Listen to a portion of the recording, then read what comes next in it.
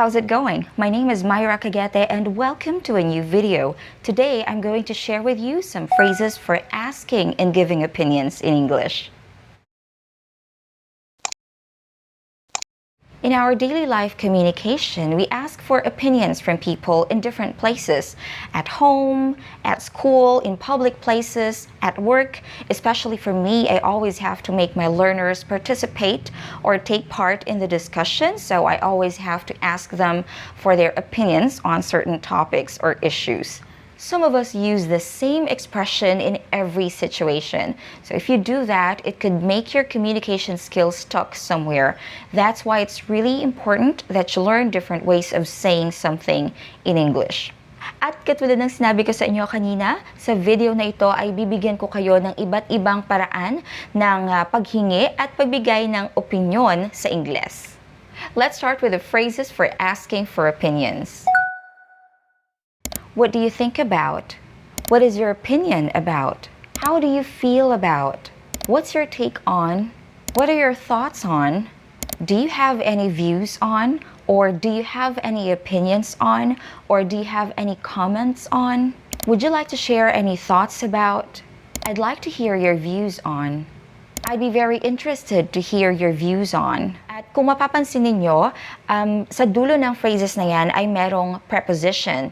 So, andyan yung about at saka on. Usually, about and on yung ginagamit nating preposition kapag tayo ay magtatanong tungkol sa kung ano yung opinion ng isang tao sa isang issue or sa isang topic.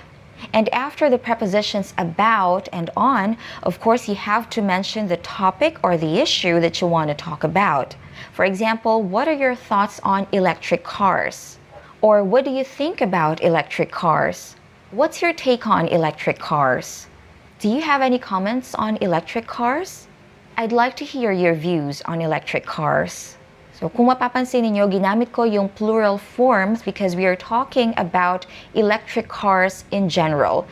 At kung syempre gusto niyo namang pag-usapan or tanungin yung isang tao tungkol sa kanyang opinion about a specific electric car, then you can say, what do you think about the electric car? So, of course, you have to make sure that you and your listener know which specific electric car you're talking about. Of course, pwede rin nating sundan ng gerund, yung prepositions na about and on. I've already discussed gerunds in some of my previous videos. Sa mga hindi pa nakakaalam, let's watch this. A gerund is a word that looks like a verb in the ing form, but it functions as a noun, okay? It does not function as a verb, it functions as a noun. For example, I love dancing. Sa sentence na yan, yung dancing is not a verb. It looks like a verb, but it is not a verb, okay? It's the act of dancing. Pagsayaw, okay? So it functions as a noun in the sentence. Ang verb dyan is love. I love dancing. I enjoy listening to music. Yung listening sa sentence na yan ay hindi verb. Although it looks like a verb in the ing form, it does not function as a verb in that sentence. It functions as a noun, okay?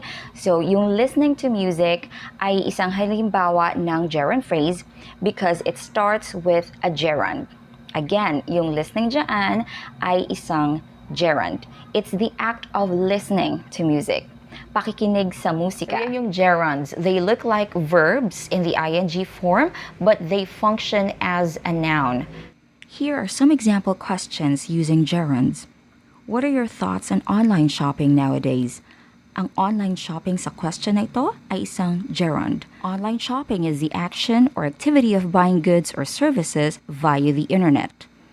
Would you like to share any thoughts about eating dog meat? Eating dog meat is a gerund phrase because it starts with a gerund. Ang eating dog meat ay ang akto ng pagkain ng karne ng aso. Now let me give you some phrases for giving opinions in English.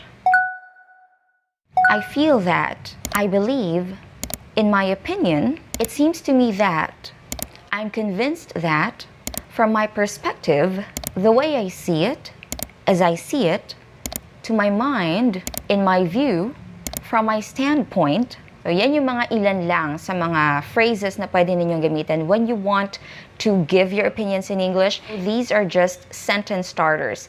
Ibig sabihin, pwede ninyong umpisahan ang inyong statement or ang inyong opinion dito sa mga phrases na ito. Here are some examples. I feel that online shopping has become more convenient than in-store purchasing. I'm convinced that this is one of the best series to watch on Netflix. From my standpoint, people should adopt a pet instead of buying from a breeder. Now, let me highlight this in this video. When you are in a job interview, for example, and the interviewer asks you about yourself, about your background, and the things that you can contribute to the company, it is best to use the phrases, I believe, and I'm convinced that. Of course, you want to share your firm opinions about yourself and your skills.